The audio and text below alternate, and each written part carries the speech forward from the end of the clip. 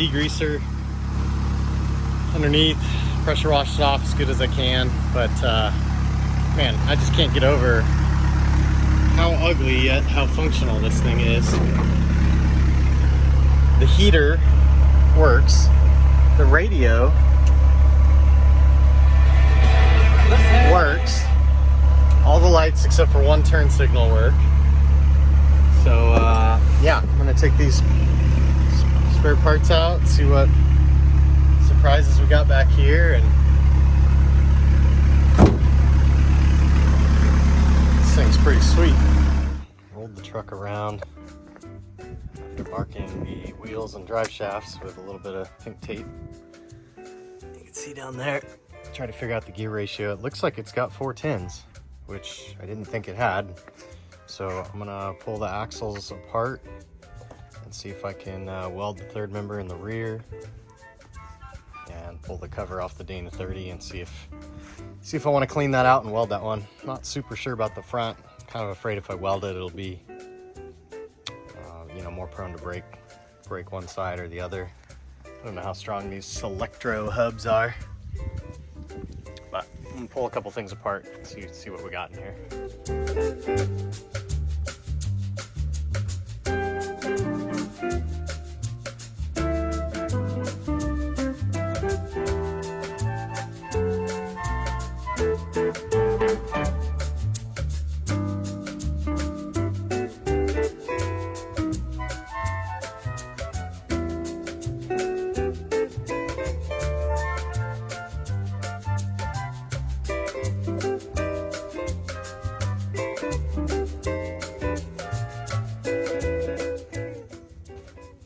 Brake drums off. This one was a little tricky. One of the studs was bent.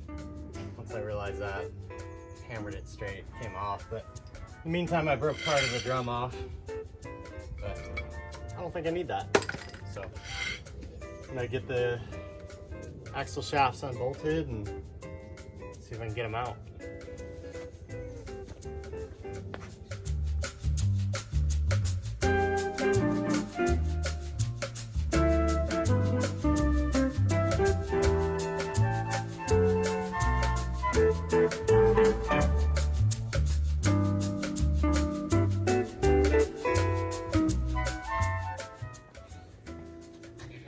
Came apart pretty easy. 4 nuts came off. The brake line gave me the most trouble, so just pulling them out far enough to get the third member out.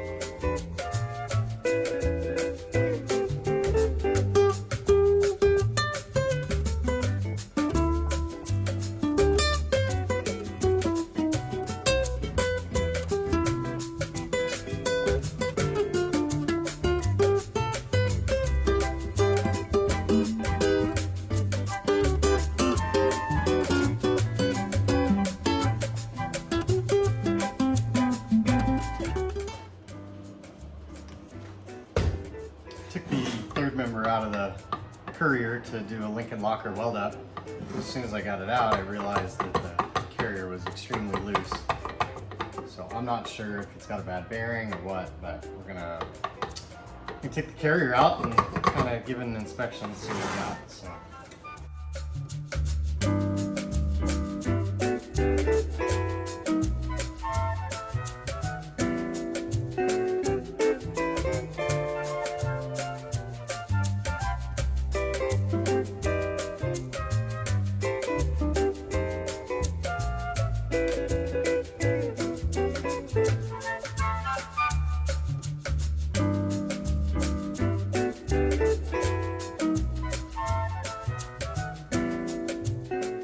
Looks like it's going to tighten up just fine, but take it apart and inspect the bearings and see if I can get a pattern on it.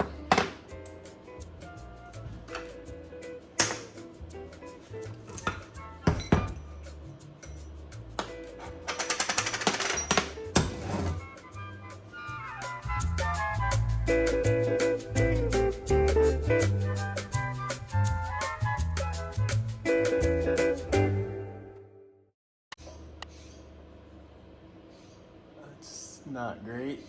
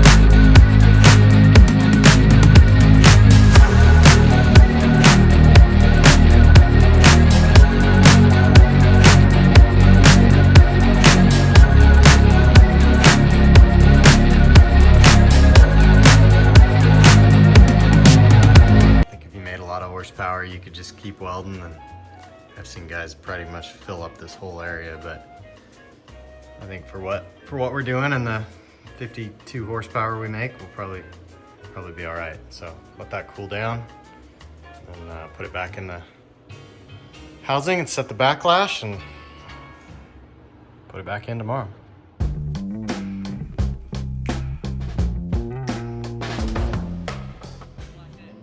Got a dial indicator set up here. Just got everything kind of loose for now to see where we're at. Got about 55 thousandths backlash right now. So I'll loosen this adjuster and then tighten this one. Bring the ring gear over into mesh with the pinion a little bit more. See what we get.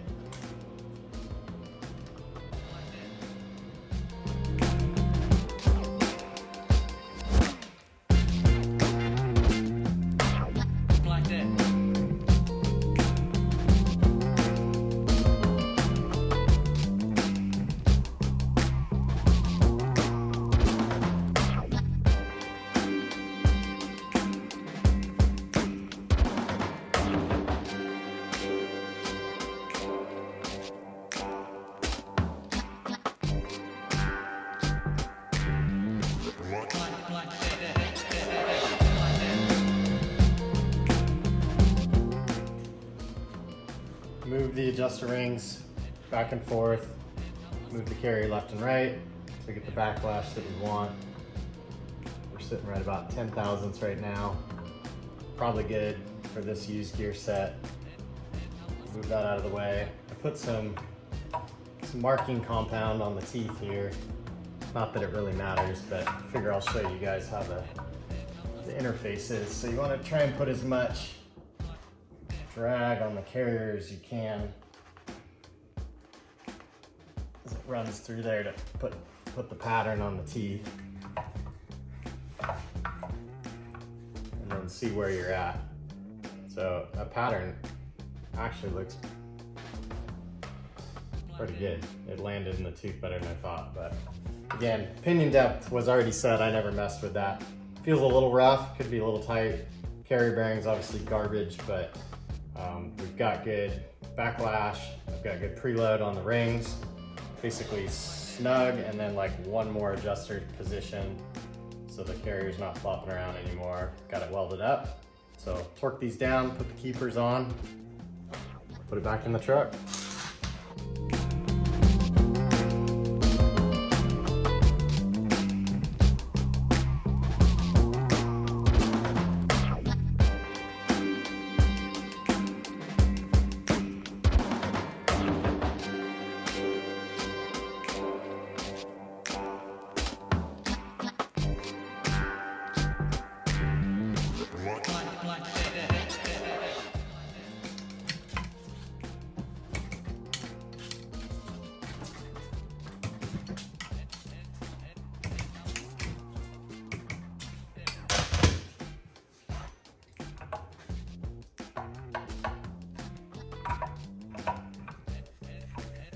There we go.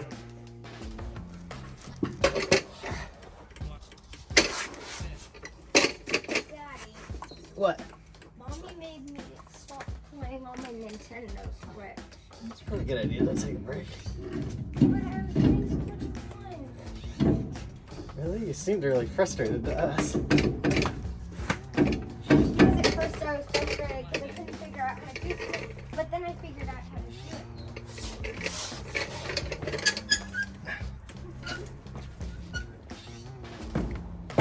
Are you videoing? Yep.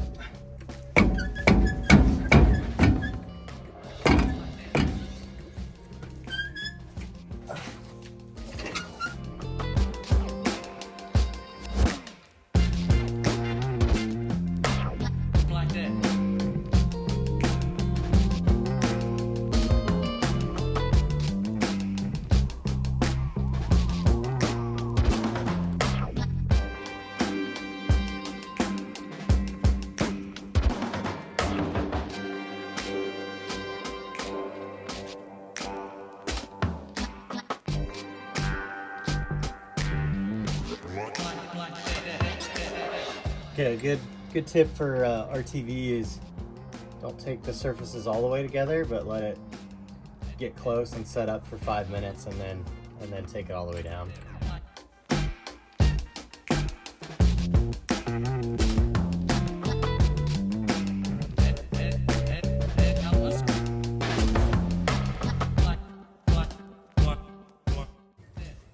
So we'll let that cure for a few hours while I hook everything else back up, drive shaft, bleed the brakes out, and then I'll put fluid in it last. Give it as much time as I can to cure.